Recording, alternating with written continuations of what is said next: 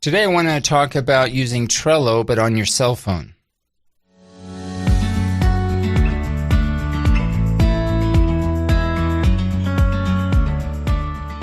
Hello and welcome to In the Classroom, an educational podcast making teaching and learning more transparent. My name is Benjamin Stewart at benjaminlstewart.org.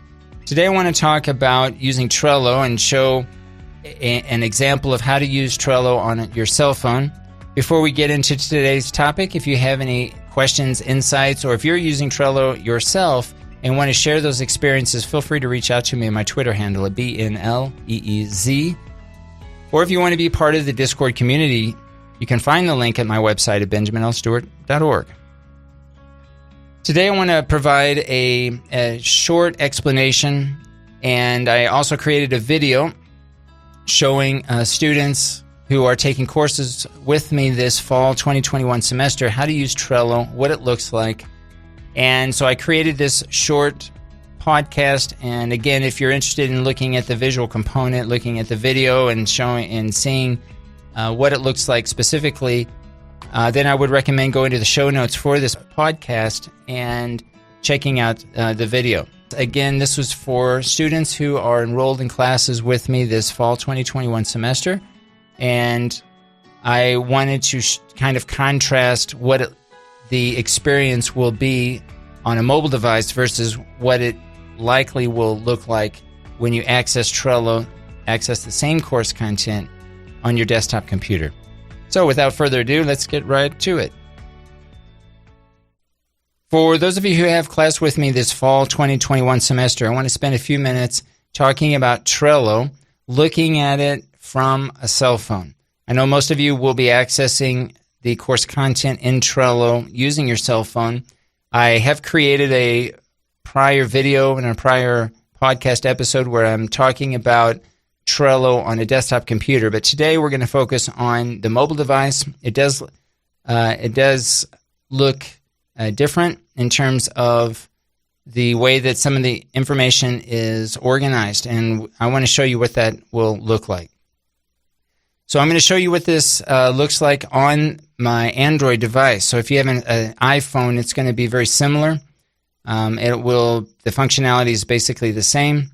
So the first thing you want to do is make sure you go in and install the app on your phone, and then we'll sign in. Remember to sign in using your Microsoft 365 Edu account.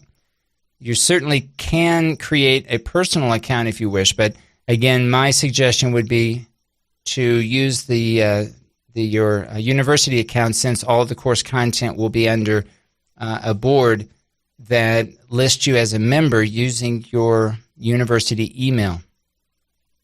So when you open up Trello, if you're not familiar with it, it will default by going to your boards. Now what I've done, I have a lot of boards here, so I have some that are starred, which appear at the top of the screen.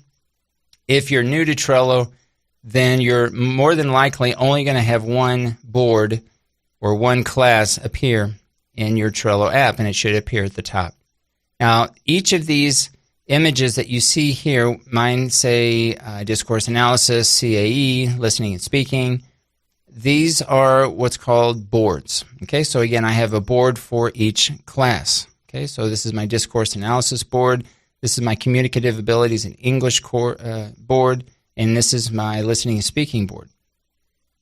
So I'll show you an example in discourse analysis, but it's going to be very similar. It's going to work basically the same way regardless of which class you're taking with me this fall 2021 semester. You'll notice once you go into the board and you scroll from left to right, you'll see that we have separate lists. Each list represents a week. Now, because at the time of this recording we're just getting started, you'll notice there's a lot of information that has not been populated, that has not been included yet. But you'll notice here in week one, these are going to be some of the activities that we're going to be completing. Now, within each list, there are what's called cards. So if you go into each card, you'll notice here generally there's a description along the top. You may see some labels. You'll see maybe a due date. You have some options here to vote, Now there's a checklist. Now some of this information you'll have access to and some you won't as observers of this Trello board. But you'll notice along the bottom where it says attachments, you'll see two types of attachments. The first type of attachment looks like a card. In fact, it is a card where if I click on this, or if you click on this, this will take you immediately to a different board in Trello. And so notice now I'm in an entirely different board, an entirely different card called Learner Expectations. If I scroll down, you'll notice that there's another Trello attachment that looks like a card that's called Getting Started. If I click on that, notice that that takes me back to the card called Getting Started. Now, if I scroll back just to show you kind of what's going on, in this same week, at the top, there's a card called Getting Started, and then towards the bottom, there's a card called Learner Expectations. So that's basically these two cards. There's a relationship between these. They're basically linked. Okay, so this will be, I think, a common thing in terms of how we're linking some of the cards. And as we get into the class and we're getting into different tasks and different types of exchanges and interactions, this will be, I think, a fairly common thing where some of these cards will be linked together, linked to each other. Now, you notice along the, if you scroll down a little bit lower under the Trello attachments, in this particular case, we have three different additional types of attachments. These essentially are links. And so if I were to click on this, this will just open up the browser and take me to the link for that card. So in this case, I have two links, one to Teacher Ease and one to Microsoft Teams. These are just links that I think are relevant for this particular activity that I have within this Trello card. The last thing we'll look at here, if we scroll all the way to the bottom, is called Learning Sequence. And this basically is a checklist of things that we're going to be doing that fall within this task that I have in this card. In this particular example, we have review syllabus, review technologies, and we'll have an online form that we'll complete for learner expectations. All right, so this will basically be the main sections that you'll be interested in, the attachments, if there are any, and the learner sequence that will describe the steps or the tasks that we'll be doing. And of course, along the top, I'll mention again that there typically will be a description that will describe kind of, or maybe even provide instructions as to what we're going to be doing for the particular task. So this is what it looks like in or on your phone. And I will say that Trello is a very good tool if you decide that if this is something that you feel comfortable with, if you know that you have a lot of tasks, a lot of assignments and activities, things that you need to do, whether it's part of your school life or your personal life, you can easily set up your own board, and it essentially works on what's called a Kanban system. And this is a very simple example where I have one list called Inbox, I have another list called To Do, I have another one called Pending, and then Done. So you can easily go in, let's say that you have some ideas that you're not sure yet when they're going to be due, but you can create your own card.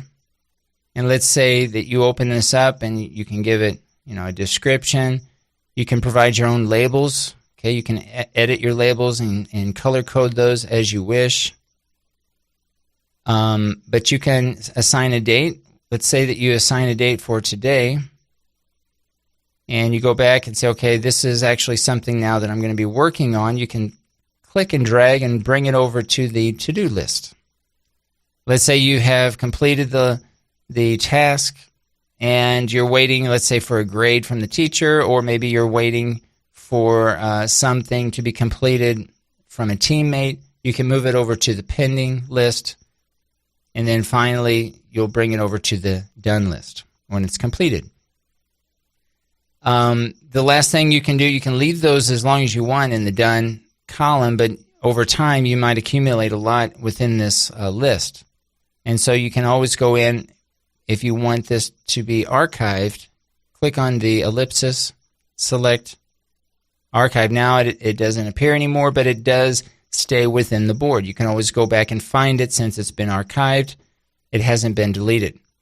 You can always add lists as you wish, and of course you can always change the name of the list as you wish if you want to personalize this whatever makes sense to you.